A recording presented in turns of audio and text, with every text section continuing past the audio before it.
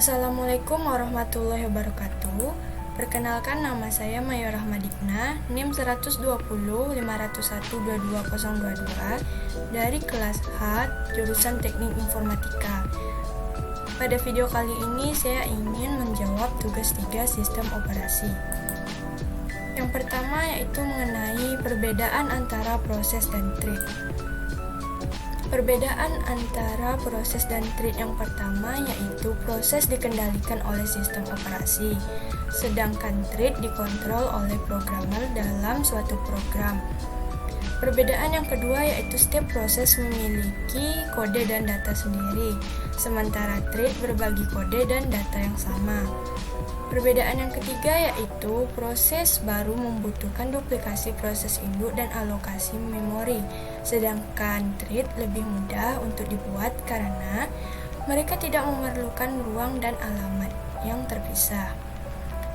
Perbedaan selanjutnya yaitu proses harus menggunakan komunikasi antar proses untuk berkomunikasi dengan proses saudara, sedangkan thread dapat langsung berkomunikasi dengan thread lain dari prosesnya.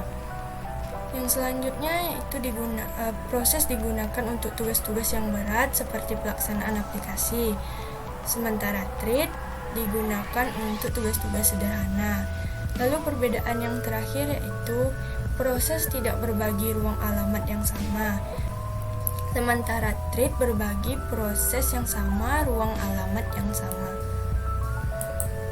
Selanjutnya yaitu ringkasan proses versus thread. Proses dan thread ialah dua teknik yang digunakan oleh programmer untuk mengontrol prosesor dan pelaksanaan instruksi pada komputer dengan cara yang efisien dan efektif.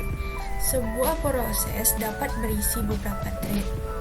Thread menyediakan cara yang efisien untuk berbagi memori meskipun beroperasi beberapa eksekusi dari proses.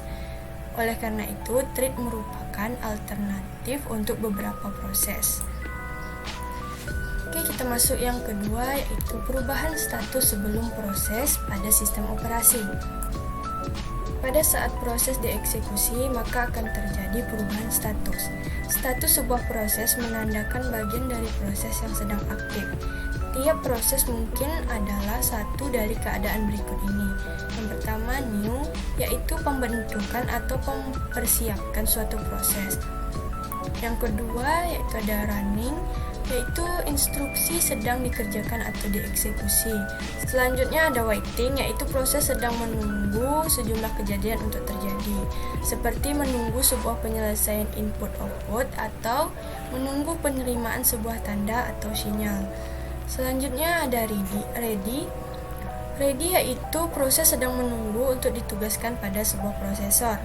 Yang terakhir ada terminated, yaitu proses setelah selesai melaksanakan tugasnya atau mengeksekusi. Selanjutnya ialah diagram perubahan status proses.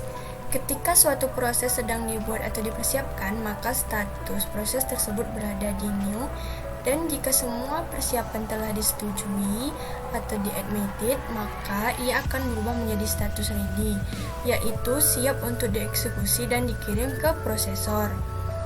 Pada saat proses ini dieksekusi, maka proses ini akan berubah menjadi status running.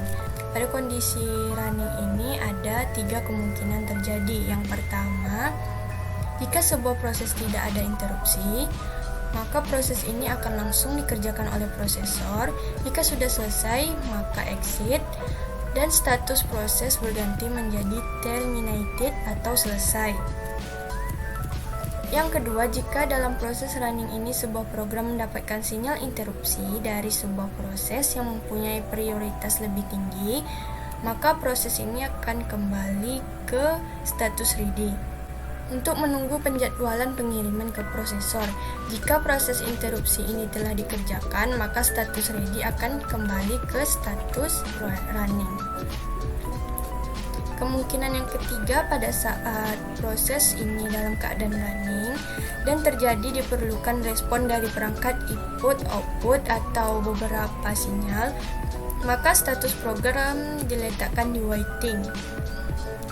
untuk menunggu persiapan perangkat input-output dan sinyal yang diperlukan. Jika perangkat input-output dan sinyal yang dibutuhkan telah lengkap, maka proses status berubah kembali menjadi status ready untuk menunggu jadwal pengiriman atau dieksekusi oleh prosesor, yang nantinya akan ke status running dan diproses, lalu exit, dan kemudian menjadi status terminated atau selesai. Sekian penjelasan yang dapat saya sampaikan, lebih dan kurang mohon maaf. Wabillahi taufiq wal hidayah. Wassalamualaikum warahmatullahi wabarakatuh.